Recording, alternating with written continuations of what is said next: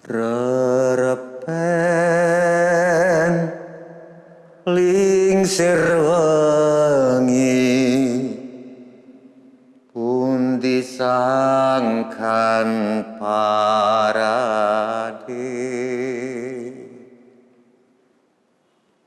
kalingan gunung-gunung sajak swara wong wadon. Ngomong-ngomong soal pandemi, ya kita 3M, penguasa dengan 3T, kita tetap lakukan itu, vaksinasi, tapi mungkin bagus juga kalau kita sering berdoa, doa tolak bala yang digagas oleh Kiai Hasyim Asy'ari, pendiri NU. Suatu hari saya nyanyi doa tolak bala, saya nyanyikan begini. Li khamsatun utfi biha harul wabail hatimah. Kita berdoa supaya di dalam pandemi corona atau COVID ini, dengan berpijak ke orang-orang nama-nama besar yang ada 5. Al-Mustafa wal Murtada wa banahuma wa Fatimah, yaitu Al-Mustafa Kanjeng Nabi, terus Al-Murtada gerbang ilmu yaitu Sayyidina Ali, wa banahuma anak-anak Ali yaitu Hasan dan Husain, dan ibu mereka Fatimah. Itu terjadi di Ciwidey, pondok pesantren yang terdiri dari perkebunan yang udara dingin tengah malam. Waktu itu ada Kiai Fuad Afandi, Ponpes, pemimpin pondok di Ciwidey. Dan ada orang tua yang masih kekar, yaitu Buya Sakur Yasin. Saya tanya, kenapa cuma Fatimah? Di antara Nabi, di antara Ali, di antara Hasan Husain. Jawabnya membuat saya tergetar. Karena kalau disebutkan semua, itu semua dari Fatimah ke sana itu perempuan semua, nggak ada laki-lakinya. Dari Khadijah dan lain sebagainya sampai ke Aisyah, Asia, istrinya Fir'aun, yang ketika Fir'aun bilang semua bayi laki-laki akan aku bunuh, dia menerima bayi laki-laki Aisyah ini, istri Fir'aun, yang kelak menjadi Musa. The power of perempuan. Jadi kenapa kok cuma sampai Fatimah? Sambil cekakaan waktu itu Kiai Fuad Afandi dan Buya Sakur. Sebab kalau disebutkan semua malu kita laki-laki, nggak ada laki-lakinya, semua perempuan. Ibu kita Kartini, putri sejati,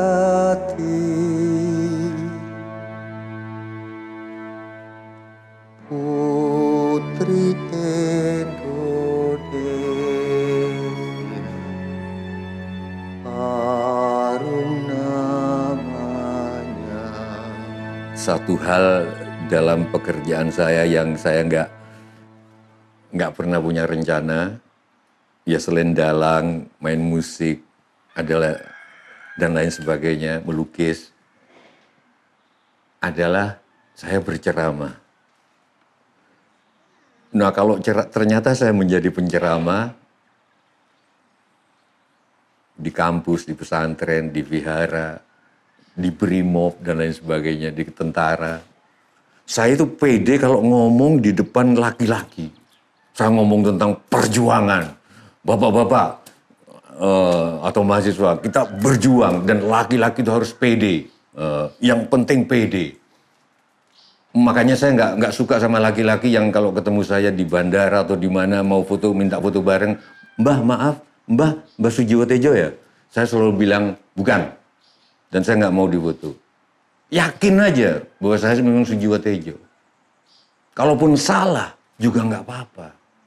Yang penting tujuannya bener kan, mau potret sama saya. Misalkan ternyata bukan saya. Nah, tapi kalau aku udah ceramah di depan ibu-ibu, di depan muslimat. Aku nggak pede karena seberapa besar aku ngomong tentang perjuanganku nggak ada apa-apanya dibanding ketika mereka melahirkan. Aku selalu nungguin ketika istriku melahirkan. Ketika anakku pertama lahir di Santo Bromius di Bandung, aku nungguin dari malam sampai pagi dan megang tangannya dan melihat darah pertama yang muncrat kayak jarum itu sebelum ketuban itu pecah.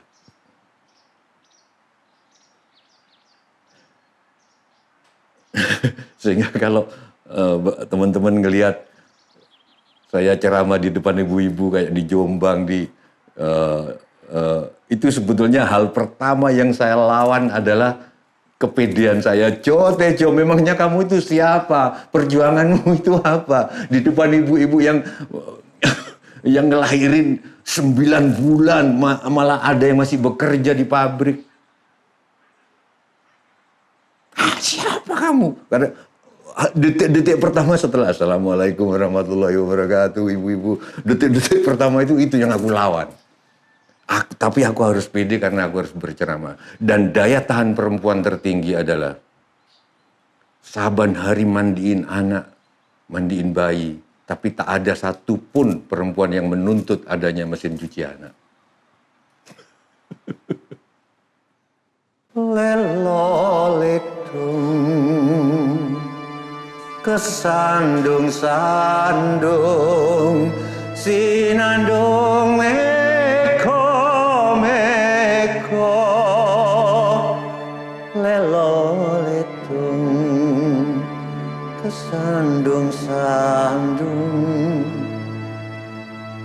sinandung meko. Waktu saya masih kanak-kanak dulu, punya banyak mainan. Antara lain biji pohon asam itu, kulungsu namanya, dikerat terus ditempelin di kaca, mana yang paling melekat, atau main egrang, atau main, dan salah satunya main tebak-tebakan, apa yang lebih besar dari Prauto. Prauto itu nama truk zaman dulu. Aku bingung.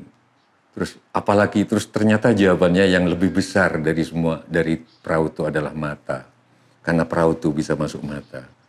Terus teman saya ada yang bilang yang bahkan lebih besar dari gunung bisa masuk ke mata. Berarti mata lebih besar dari gunung. Terus di dalam usiaku yang sekarang ini ternyata yang lebih besar dari semua itu adalah mata yang terpejam.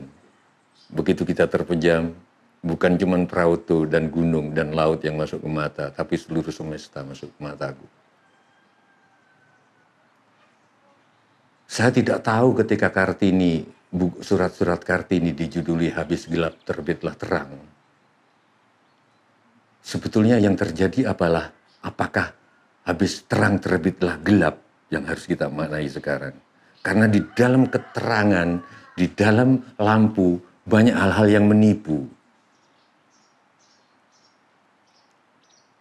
Kau mungkin melihat perempuan yang cantik di gemerlapnya lampu panggung.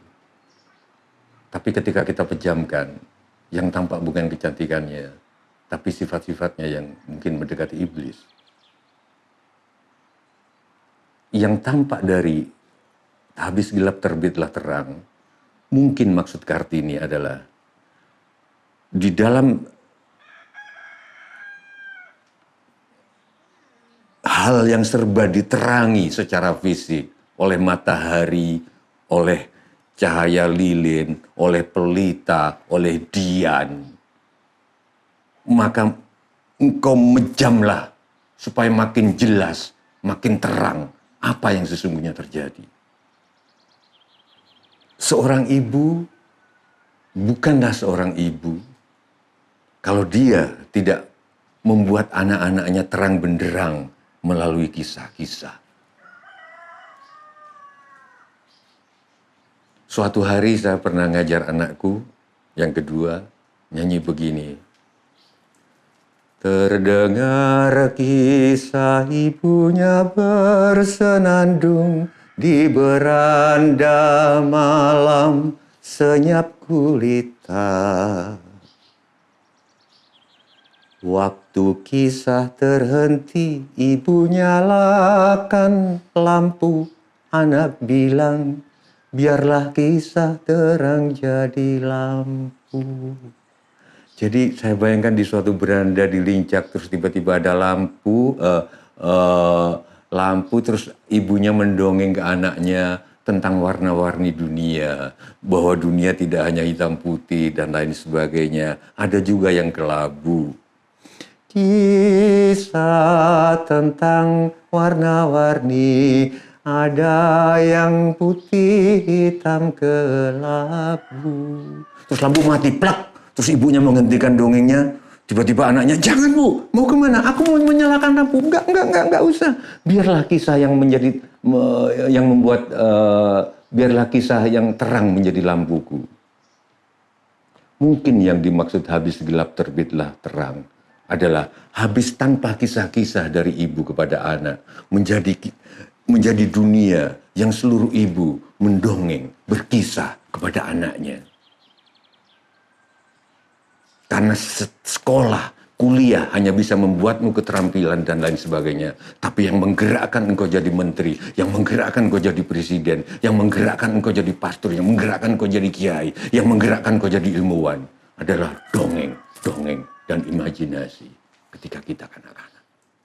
Wahai ibu kita Kartini, putri yang mulia, sungguh besar cita-citanya bagi Indonesia.